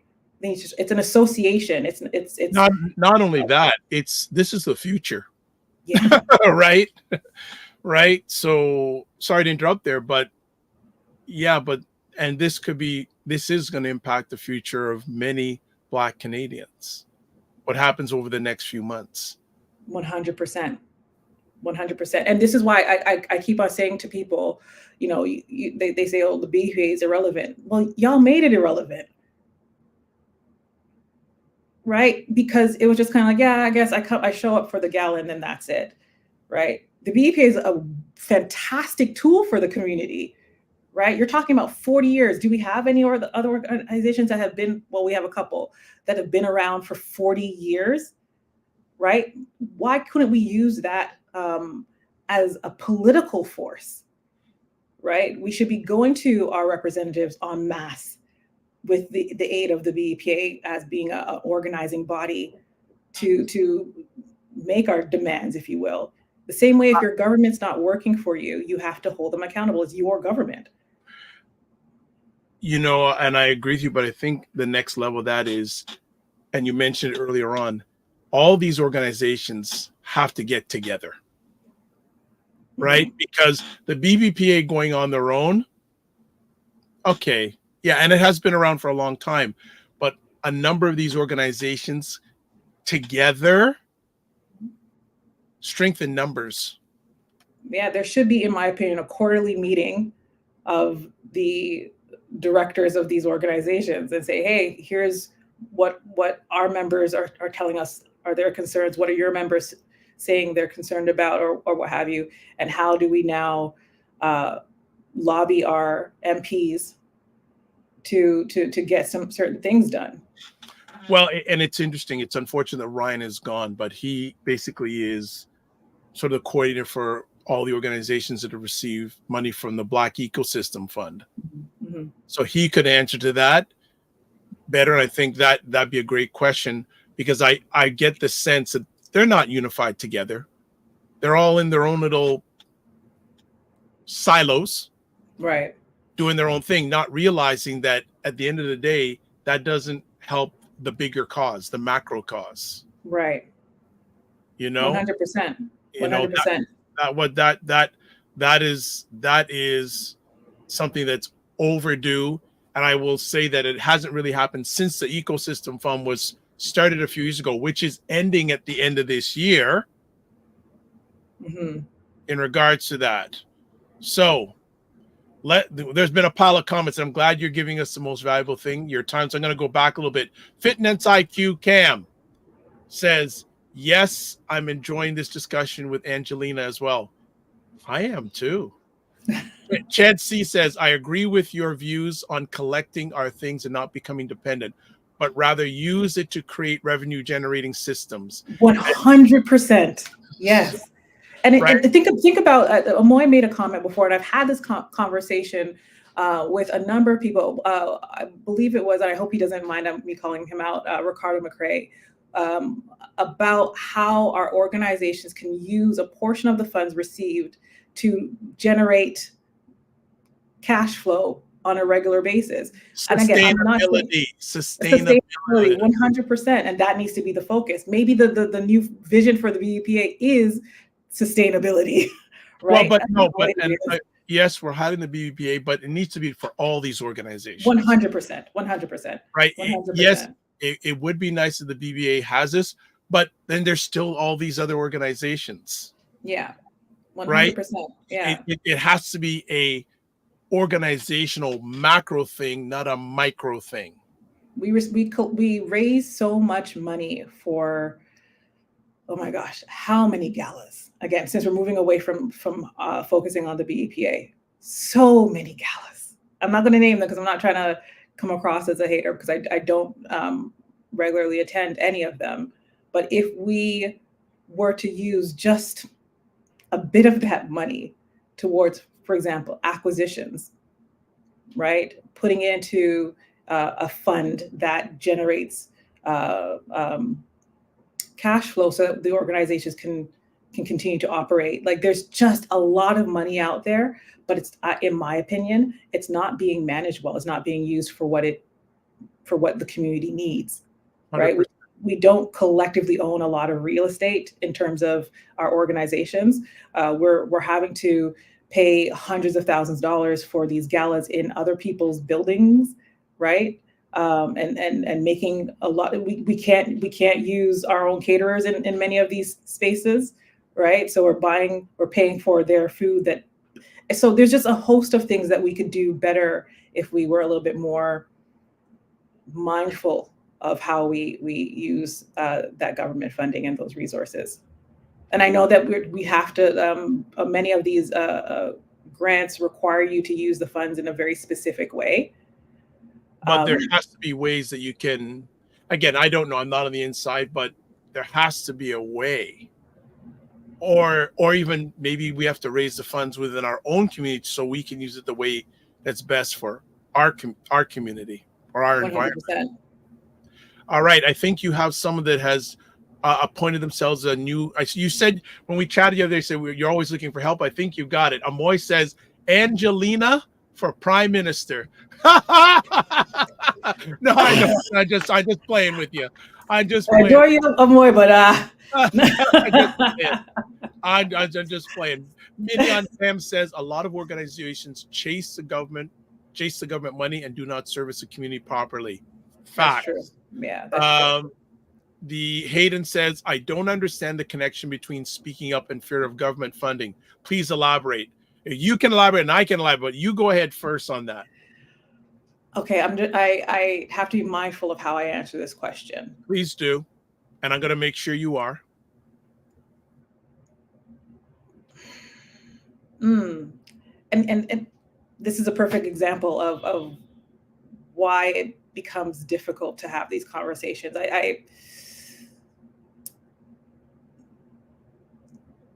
There are individuals that are a part of decision committees that have relationships with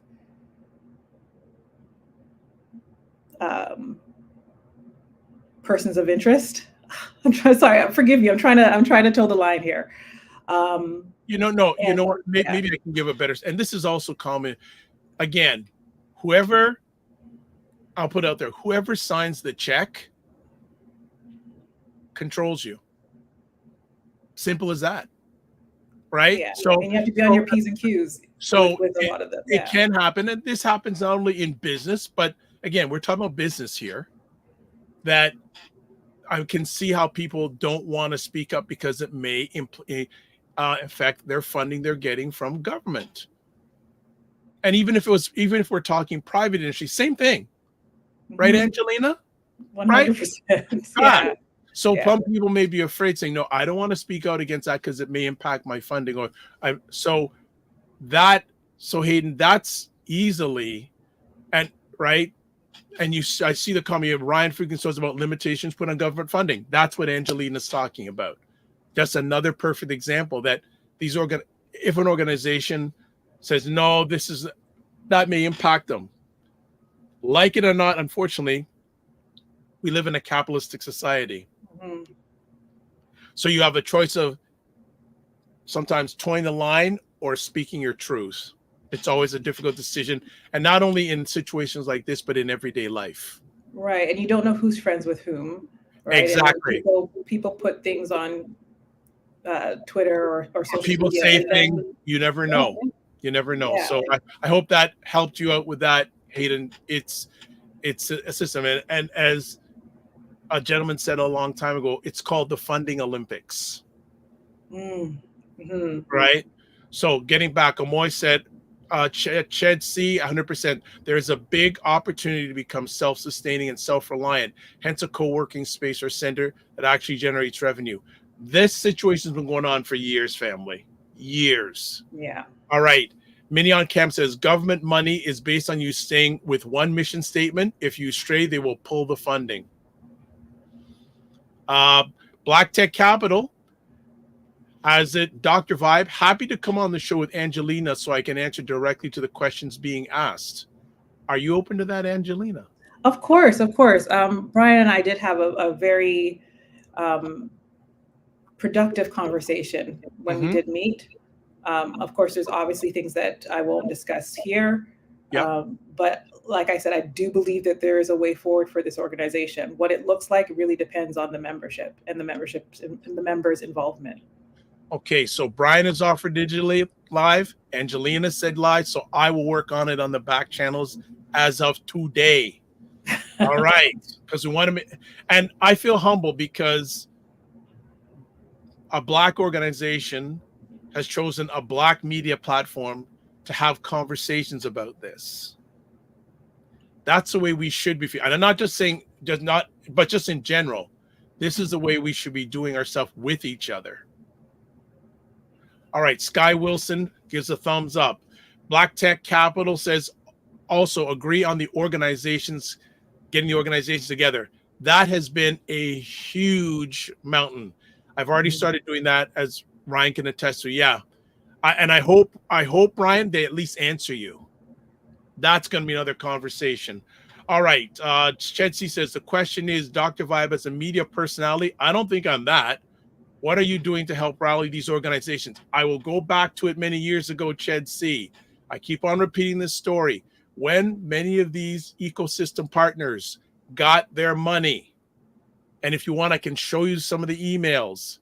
I sent an email out to each one of these organizations, introducing who I was, congratulating on them getting money, saying, hey, would love you to come on my on the platform and share about your organization.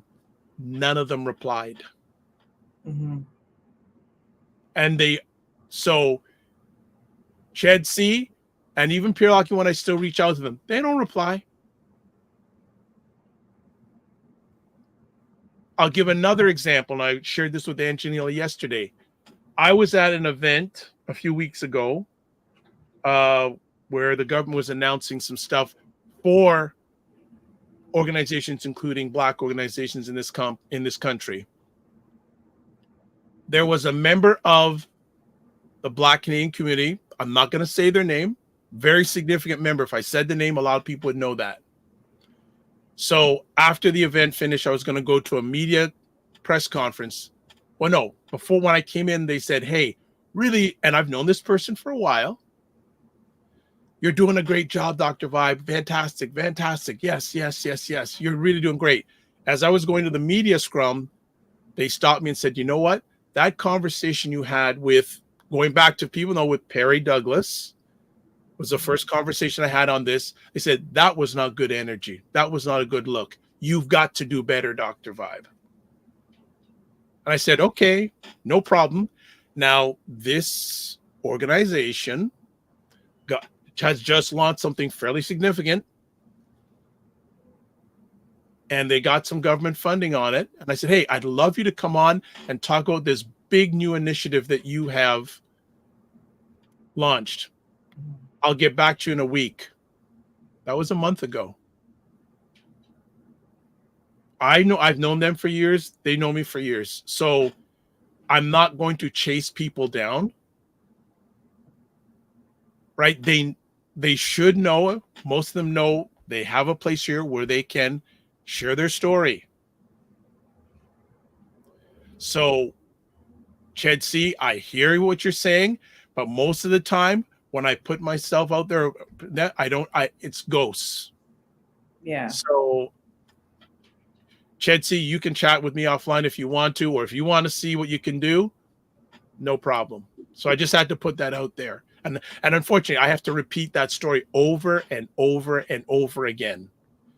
And I'll even go better. I can get on most of the time, I can get better responses from Black Americans who have never heard of me than I can get from many Black Canadian organizations. So I get off my soapbox. All right, let's move on.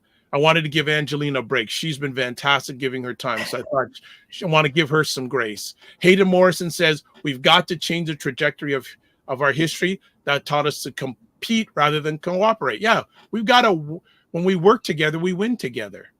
Yeah, 100%. Okay, Black Tech Capital. I do know of a number of Black organizations working together. It's beginning. Well, thank goodness for that.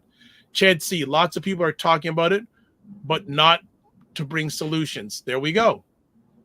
Right? We've got to be solution focused. Minnie on Cam says, lack of sustainable is in many other organizations that are not Black focused. I have to tell one of them who lost me as a client. Okay. Robert Small, great to see you. A deeper knowledge awareness of what defines, quote, community, unquote, is needed. This is one of the great things. And Angelina and I had a conversation recently. She said, the Black community, say, okay, Angelina, tell me where the Black community is. Mm-hmm. Mm-hmm. And I only use the word when other people say it.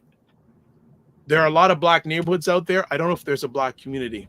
Continuing on, practical experience working with Black people needs to be valued in these organizations. Just being Black isn't enough and has not been enough. The BBA needs a modern day rallying call that is unique. Congrats, Angelina, coming forward and clearly demonstrating experience working in the community. Facts. Thank you, Robert. Thank you.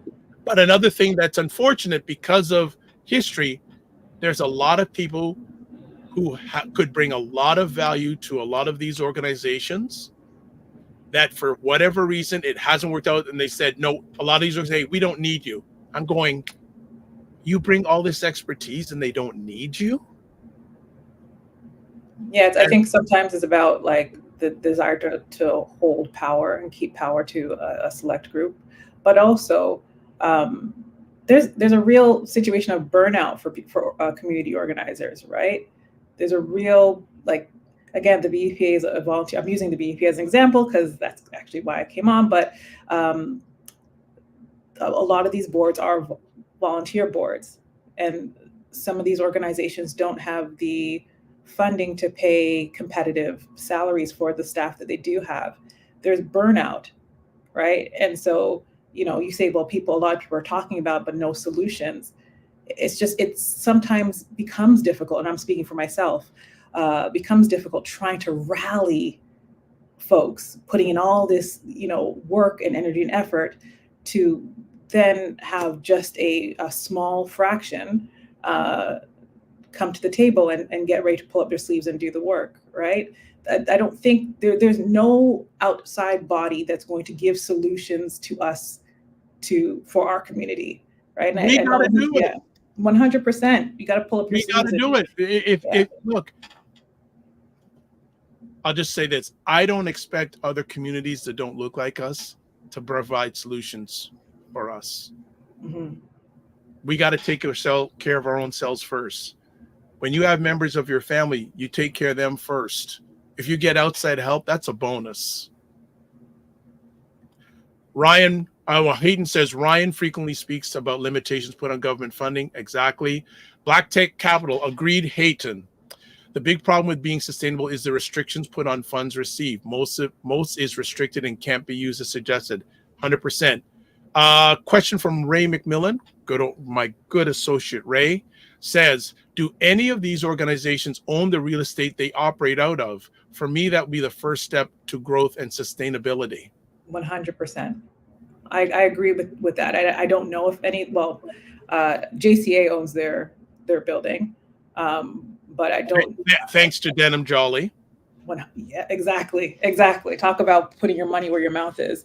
But if we move away from government funding, there are some Black people with some bank that could pull together and get things done, right? So if we can't use the government funding for the purposes in which we're talking about in terms of acquiring real estate and so on, someone in the comment section mentioned developing a fund for the purposes of this, right? I do know that land ownership, real estate ownership beyond just your primary residence is really a key to financial freedom for any community. It's not easy, but I believe we have the numbers. I don't remember who it was that mentioned some time ago about the percentage of Black Canadians that actually own their home. And it's actually higher than the average in terms of just our population. So, ownership of real estate is a big thing in our community. How do we now take it to the next level so that we have leverage? Yes, yeah, 100%. Leverage. Okay. Black Tech Capital says you have to change the whole funding model. Yeah, it's the funding Olympics right now. It's a funding Olympics. And with an upcoming election next year in Canada, it may change again. Yep. Amoy Henry says the Macmillan Group, mortgages and real estate, 100% ownership is a key. Yes. Sky Wilson is already another supporter of your campaign that you don't want to run. She's got my vote, LOL. Fitness IQ Cam says, you actually said something that gave me a quote, aha, unquote. How about like an investment club fund and not partner or SUSU? Members need to invest and learn. 100%. I'll be transparent. So it's interesting. I part of what I talked about when we first started was me owning land. So I do have a property an hour and a half north of the city. It's 170 acres, and I realized that doing it on my own has been very, very, very difficult. And I clicked in a little bit too late, and particularly around this conversation around Black ownership, Black community ownership. I shouldn't maybe I shouldn't have done it by myself, and it would have been great to go in as a collective into this community to acquire this property and turn the property into something that can feed back into the community, right? I'm really starting to understand the vitality, the need, the necessity for group economics for our community. And I feel like that really is the only way for us to have any sort of real power or influence. Hey, let's look at other cultures. Yeah. Right? They've given us the blueprint. Right? They've given us the blueprint. Many on Cam says, I access programs and organizations all the time that lose government funding and drop the ball on helping me as a client because their funding is based on a single isolating mission. She also says, I'm the product of them, as in all organizations losing funding and no longer helping me anymore. Hayden says the BBA ain't the government, but I understand friends of the government. Okay. Chedsey says, I understand why people may be afraid, but if you're really doing what's best for the community and not just yourself, the fear of repercussions is not an excuse. Well, I mean, that's a privileged position, right? Right. So again, that's why we have to do it our own. Yeah. Right. Yeah. It's not. I agree. I hear what you're saying. It's not an excuse, but for some of these organizations, sustainability. And if they are helping a clientele, you're put in that situation. Mm-hmm. Do I say what I really feel and not help our clientele, or do I say what I feel and potentially lose the funding? Precisely. It's not a great situation to be in. It's not a great situation. Okay, I think Robert Small. So Robert says they don't reply because they don't know who you are. They are Black, but new to the. Okay, Robert, I respectfully disagree with you. A number of them know who I am. They do. They don't understand there are Black people who work on behalf of the Black people daily. Robert, I put my link in my email for them to click. It's in the first line.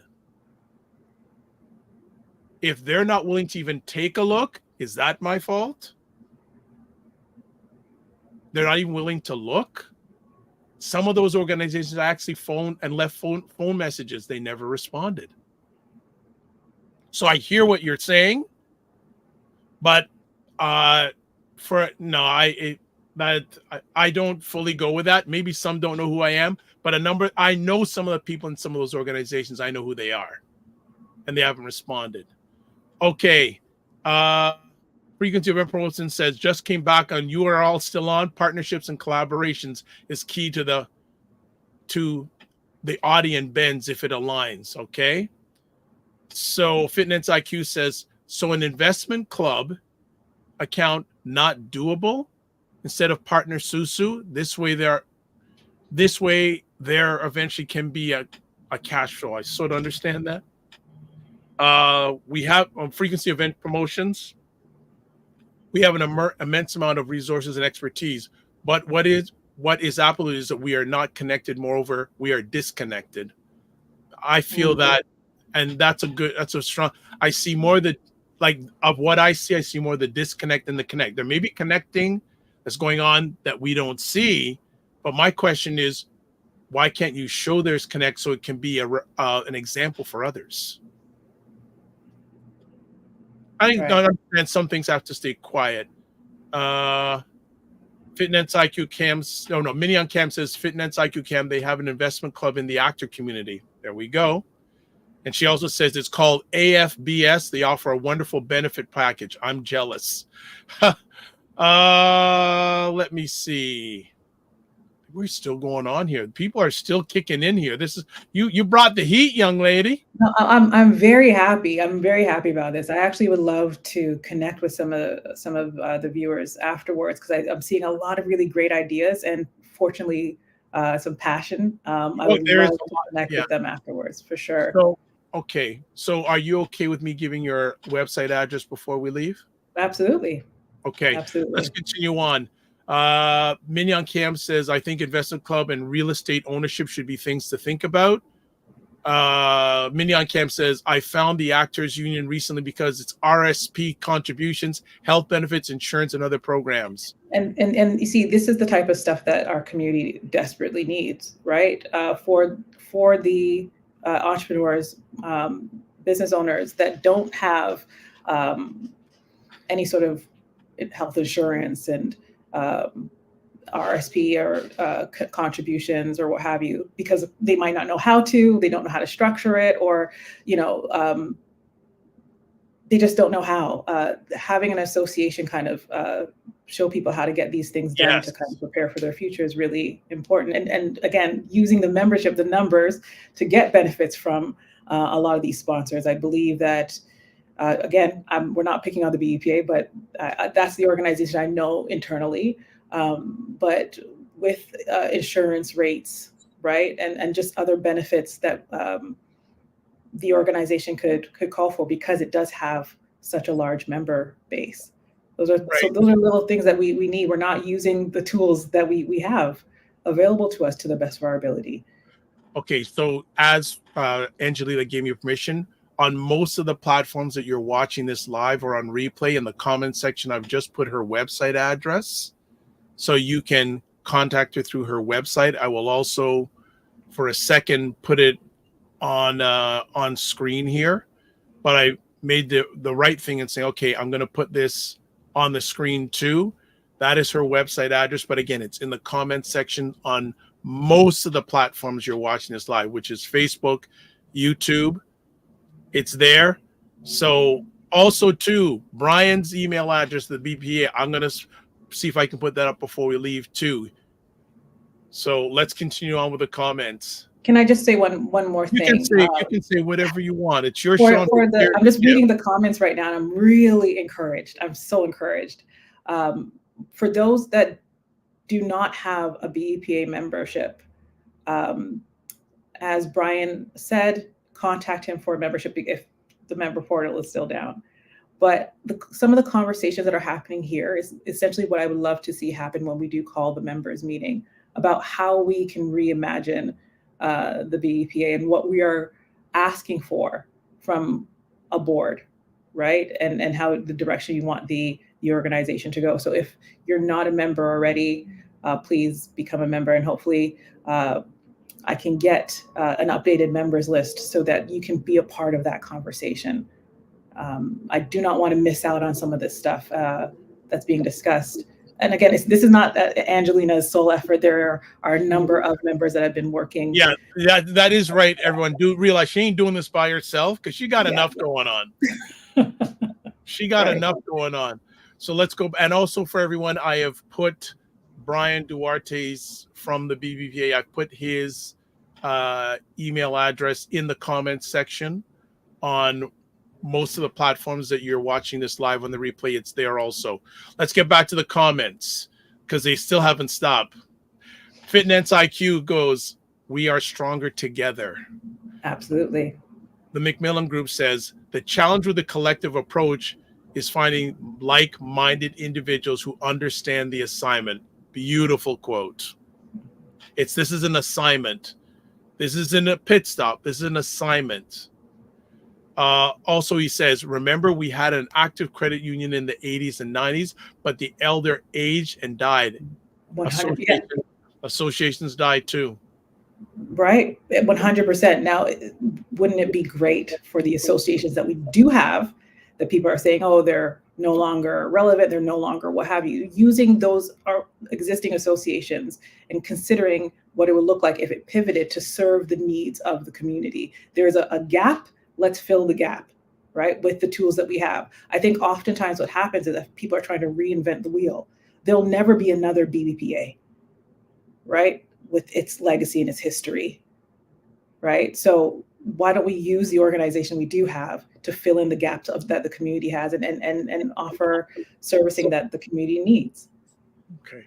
So Miniac Cam says, please, when you introduce yourself, now you're sharing your social media website and other work you've done. That's why I shared the link for her website. That'll give you everything. That'll give you everything for Angelina. Ched sees, in order to collaborate, people have to be self-aware and patient. You said a moment ago that you lost patience when you ask others to come together. I lost patience because I look, buddy, I don't got hair left. I got to move on. I put myself out there. Ched C, you're probably younger than me, so maybe you can help me with that one. Right? I said, how long am I supposed to wait? I'll maybe reach out to them every once in a while, but I got to move forward. I got to move forward, but I haven't given up. Mignon Kemp says, I've got a podcast. I got on a podcast, Black Mental Health Canada, by telling them that who I am and sent them my social media. They have to look and respond back to me. Absolutely. Other cultures, Ched C says, other cultures work because they're patient and stay on mission. Agreed. You got on stage, but in order to go ahead on the mission, you go with those who are with you. And hope that the others keep on going. Sky will go ahead. Sorry, before you continue, I just want to make a comment on that.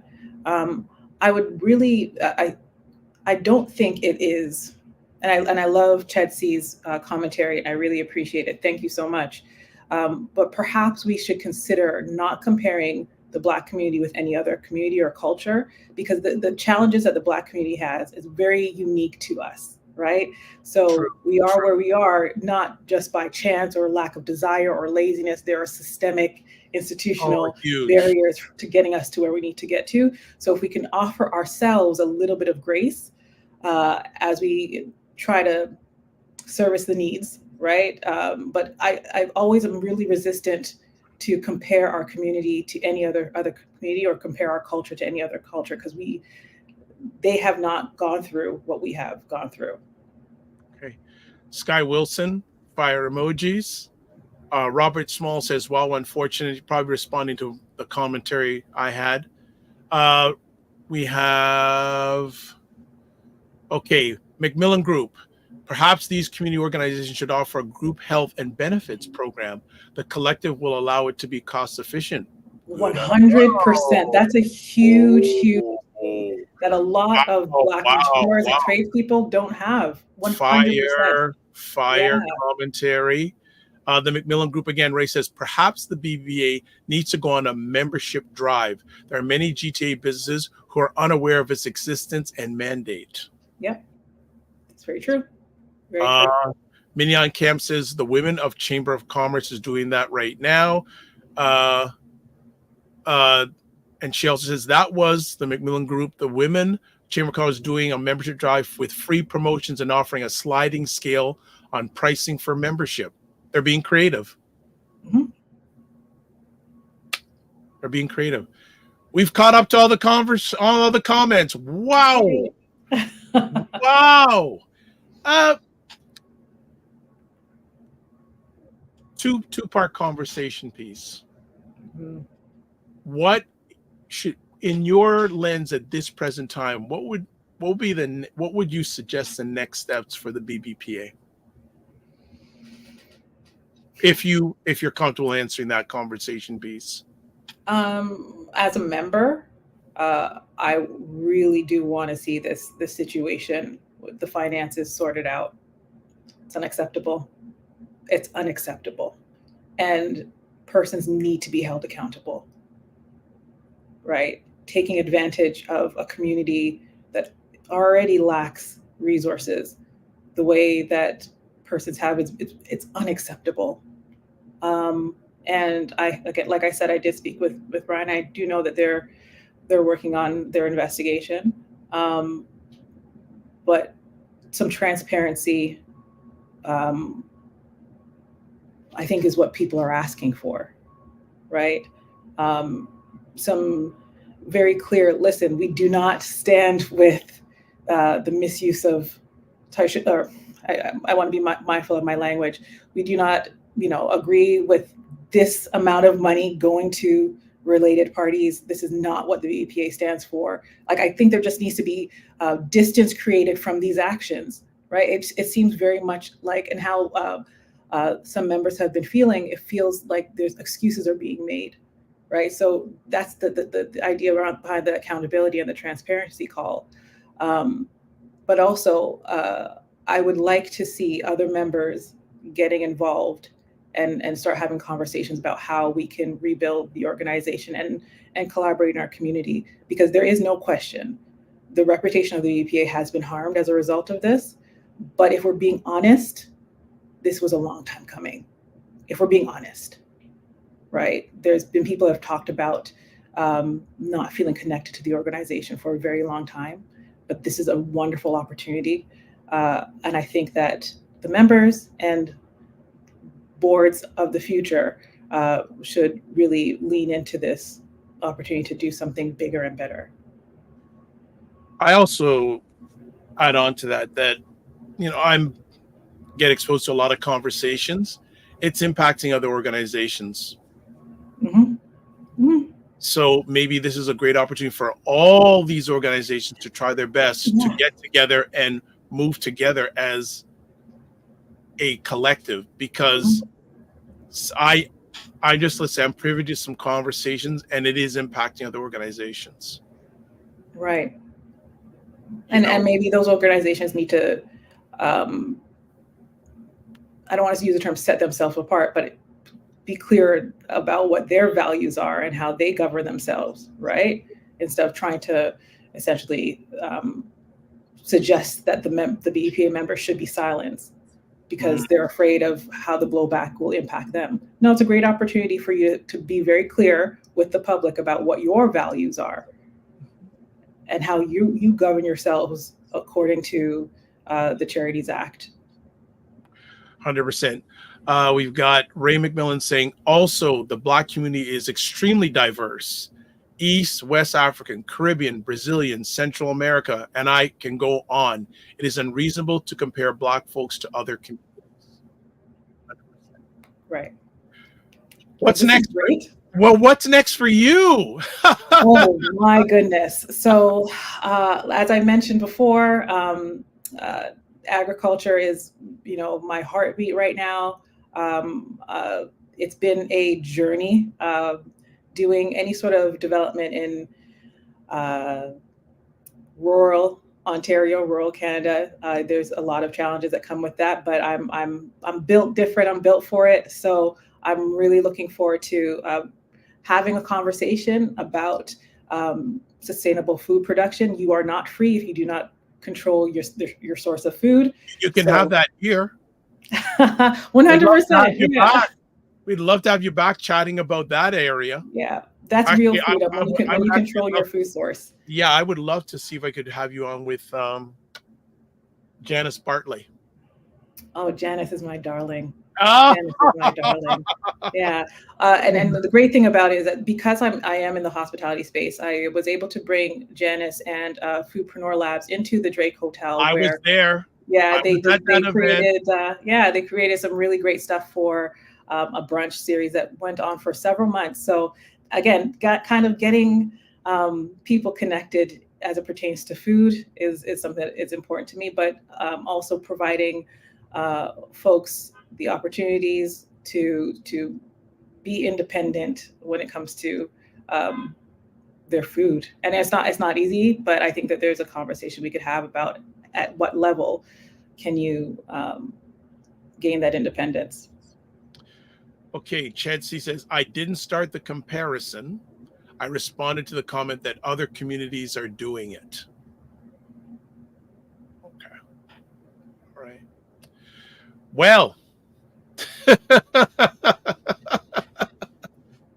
are you good?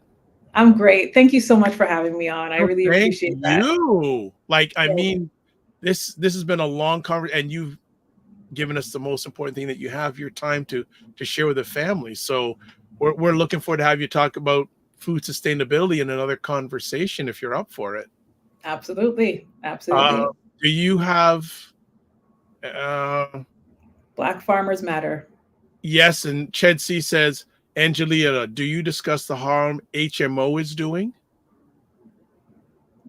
When you I don't know what you'd have to explain what HMO is. Don't know. She does not know what that is. So if you do it quick, she'll provide her feedback on that question. But yeah, this has been outstanding. So what are your next steps in regards to the BBPA situation? Right. So as I mentioned, fortunately, I did receive the members list from the board of the BBPA. We will be sending out an invitation to the members, and my sincerest hope is that the members will show up in large numbers and we start talking about how we can move forward and what they want to see happen with the organization, right? And I'm really looking forward to also the results of the investigation that the existing board is doing. But it beyond whatever the investigation comes back with, we know that a lot of changes need to happen because this thing was allowed to happen, right? So there's change that need to take place.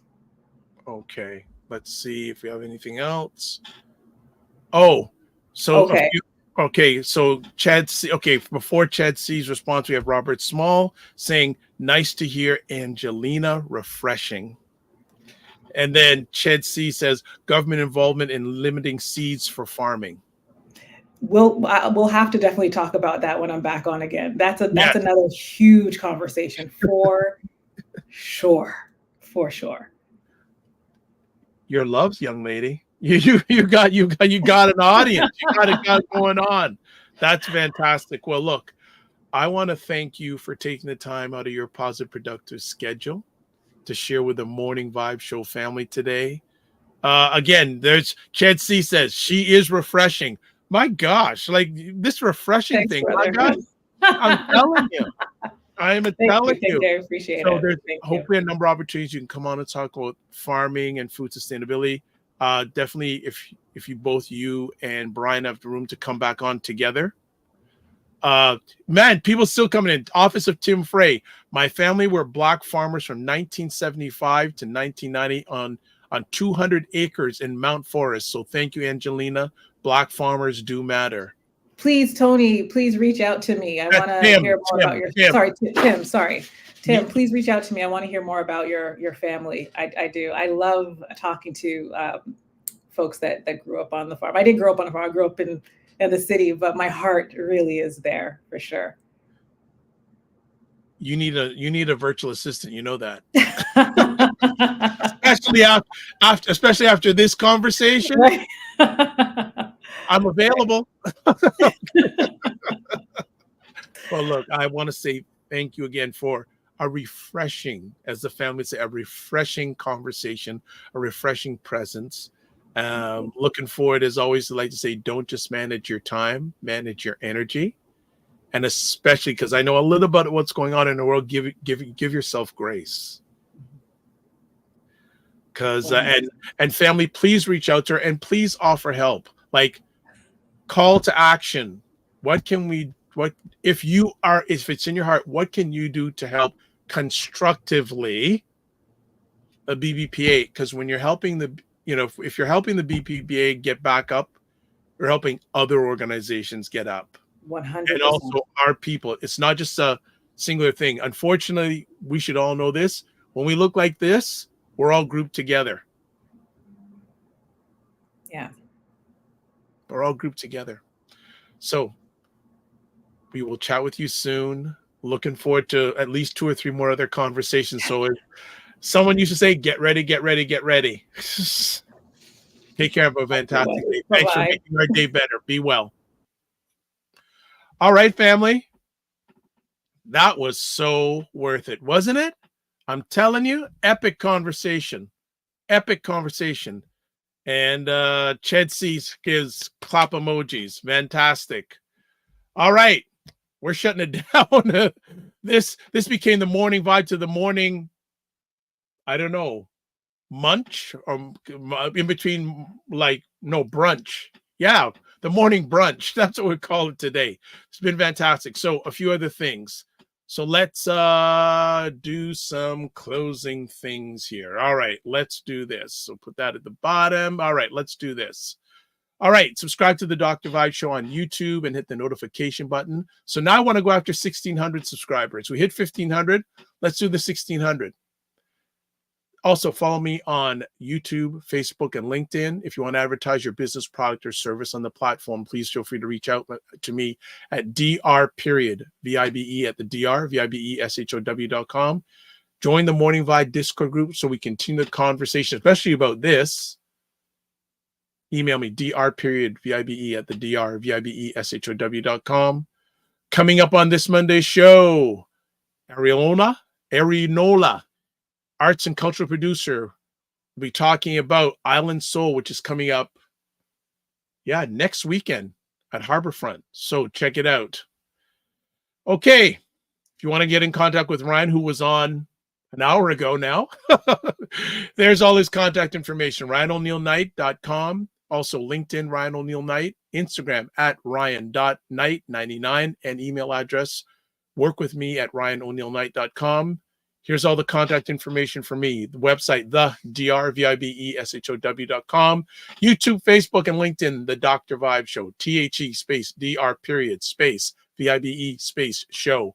Instagram at the drvibeshow. X/Twitter at Dr. Vibe Show, drvibeshow. Email dr.vibe at the drvibeshow.com.